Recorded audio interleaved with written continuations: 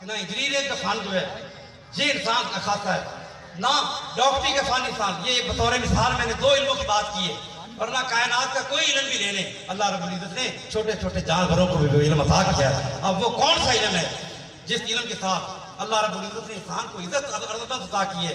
وہ علم ایسا ہے جس کو ہماری 2 محبوب ہستیوں کے ساتھ نسبت ہے. ایک اللہ رب العزت کی ذات اور دوسری اللہ کے محبوب محمد رسول اللہ صلی اللہ علیہ وسلم. اور جب ہم یہ کہتے ہیں کہ اللہ کے محبوب، تو اس سے پورا حق معنی ادا نہیں ہوتا، پورا حق ادا نہیں ہوتا. اس لیے کہ حضور صرف محبوب نہیں بلکہ محبوب ساز ہے، محبوب گر ہے. کہ اللہ نے فرما دیا کہ لوگوں اگر میرا ساتھ محبت کرنا چاہتے ہو تو میں تمہیں بتاتا ہوں میں نے ایک ایسی ہستی بنا دی ہے جو صرف میرا محبوب نہیں، جو ان کے دامن سے وابستہ ہو جائے گا، میں اس کو بھی اپنا محبوب بنا دوں. فاتبعونی یحببکم اللہ. اللہ رب العزت نے اب وقت کے دامن میں یہ گنجائش نہیں کہ میں اس مضمون کو اور آگے بڑھاؤں، ورنہ اس مضمون کو بیان کرنے کے لیے کہ حضور کی محبوبیت کیا ہے، کہ جو جیسے کہ حضرت ڈاکٹر صاحب اللہ بیان کر رہے تھے، صحابہ کرام کی عظمت کو بیان کر رہے تھے. یارو صحابہ کو یہ عظمت کیسے ملی، صحابہ کو یہ جرت کیسے ملی، صحابہ کو یہ محبت کا کمال کیسے ملا؟ یہ سارا کمال کیا تھا؟ نگاہ مصطفیٰ کا فیضان.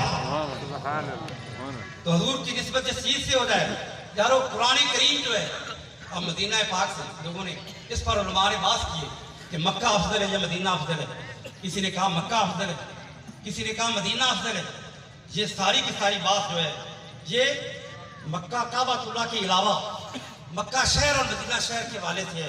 لیکن علماء کا اس بات پر اتفاق ہے کہ زمین کے جس خطے پر میرے آقا صلی اللہ علیہ وسلم جلوہ گار ہیں، جو ہم سب کی ماں سیدہ عائشہ صدیقہ رضی اللہ عنہا کا حجرہ مبارکہ ہے، اس کے اندر وہ قطعہ، وہ ٹکڑا جس پہ حضور اکرم صلی اللہ علیہ وسلم مدینے کے سینے میں آرام فرمائے، وہ خطہ مکے سے بھی افضل ہے، کعبہ اللہ سے بھی افضل ہے، بلکہ عرش مولا سے بھی وہ افضل ہے. اس لیے کہ کعبے کے اندر رب نہیں رہتا، عرش مولا پر رب بیٹھا نہیں ہے. ہمارا ایمان اور اعتقاد یہ ہے کہ جہاں اللہ کا حبیب جلوہ گر ہے، اللہ کی ساری توجہات کا برکت ہوتا ہے.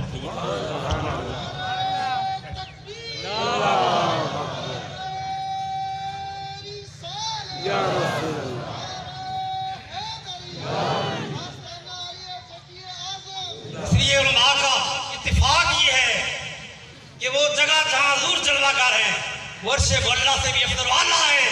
اس لیے کہ اللہ رب العزت کی ساری توجہات کا مرکز رب نے تو فرمایا انک بأعیننا، اے حبیب تو ہر وقت ہماری نگاہوں کے سامنے رہتا ہے. اور اگر حضور کبھی ناز کے ساتھ چہرہ اوپر اٹھا لیتے ہیں تو رب اس ادا کو بھی محفوظ کر دیتا ہے. قدر رات تقلب وجهک فی السماء. حضور کی اداؤں کو رب نے یوں بیان کر دیا. تو دوستو نسبت مصطفیٰ کا تو زمین کا وہ خطہ جس خطے پر حضور جلوہ گر ہیں وہ ساری کائنات سے افضل ہو گیا. بلا شبہ قرآن اللہ کا کلام ہے، پر جب یہ کلام نازل بھی روح الامین اللہ قلبے کا حضور کے دل پر اترا، قرآن کی عظمت میں اور اضافہ ہو گیا. جب قرآن حضور کی زبان پر آیا، حضور کے لبوں پر آیا تو قرآن کی عظمت اور ہو گئی. اس لیے کہ اس قرآن کو حضور کے لبوں کے ساتھ نسبت ہے، حضور کی زبان کے ساتھ نسبت ہے، حضور کے سینے کے ساتھ نسبت ہے. اور حضور اکرم صلی اللہ علیہ وسلم نے جب اس قرآن پر عمل کر کے اپنے جسم کے اوپر اعضاء پر طاری کر کے علم کو اپنے اوپر عمل کے ذریعے قرآن کے فیضان کو جاری کیا، تو پھر قرآن کیا ہے؟ سراپا نور ہے، قرآن ہدایت ہے، قرآن رہنمائی ہے.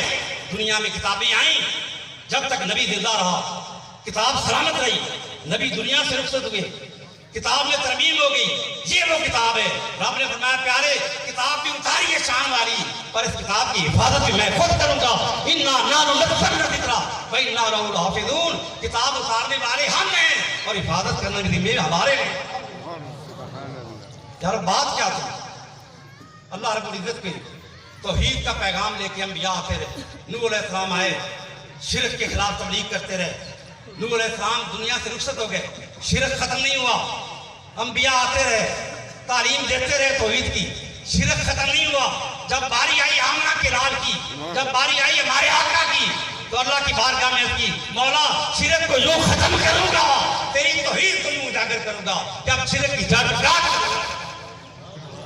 अल्लाह रब्बुल इज्जत ने फरमाया कि हबीब तूने शिरक को खत्म करके तौहीद को झंडा बुलंद किया है, मैं तेरे जिक्र को क़यामत तक बाकी रखूंगा, तेरे ऊपर नाज़िल होने वाली किताब को क़यामत तक के लिए बाकी रखूंगा, इसकी हिफाजत का जिम्मा मैं लेता हूँ। चुनांचे आखिरी बात हदीस पाक बुखारी शरीफ में एक मकाम पर नहीं मुतअद्दिद मकामात पर इस हदीस को इमाम बुखारी रहमतुल्लाह अलैहि ने बयान किया। हजूर अपनी विलादत से विसाल से चंद दिन पहले की बात है, हजूर ने फरमाया मिंबर लेके जाओ। मिंबर लेके कहाँ गए? हजूर के चचा जान सैयद शुहदा सैयदना हमजा रज़ियल्लाहु ताला के दीदार पर मिंबर वहाँ पे रखा गया। मिंबर पर हजूर जलवा गा रहे, पता चला वहाँ इतना इज्तिमा था कि हाज़रीन मौजूद थे, मिंबर पर बैठे ताकि सारे हजूर की ज़ियारत कर लें। हजूर अकरम सल्लल्लाहु अलैहि वसल्लम ने वहाँ पे अब ज़िम्नन एक बात यहाँ पे आई, वक़्त नहीं है लेकिन मैं मेरे मोहब्बत मजबूर करती है कि मैं इस बात को बयान करूँ। हजूर ने फरमाया माँ बैना बैती व मिंबरी रोज़तुम मिन रियादिल जन्नह, लोगों ने मादूद कर दिया, आज रियादिल जन्नह पे जाने पे पाबंदी है, वक़्त रहना पड़ता है, लेकिन हजूर की रहमत तो बड़ी वसी है। हजूर ने फरमाया जहाँ मेरा मिंबर है और ऐसा का हुजरा है सारी जगह हजूर का मिंबर कहाँ रखा गया? और शरीफ के दामन में रखा गया। पता चला कि मस्जिद नबवी से लेकर और के दामन तक सारा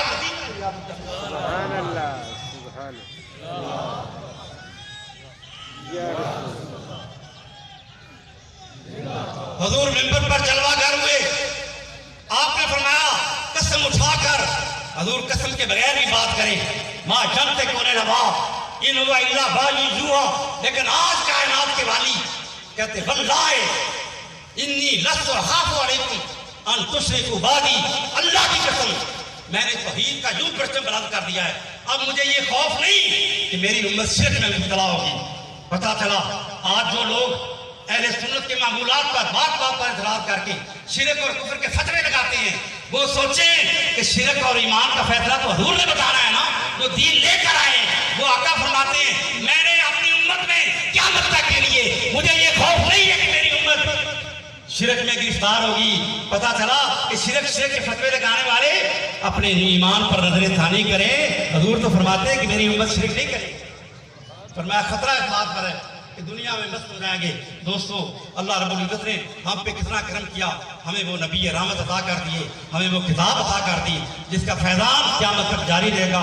ज़रूरत इस बात की है कि हम इस कुरान के फैज़ान को समझें और इसको अमल करें। अल्लाह रब्बुल इज्जत मदारस इस्लामिया को जारी व सारी रखे। हमारे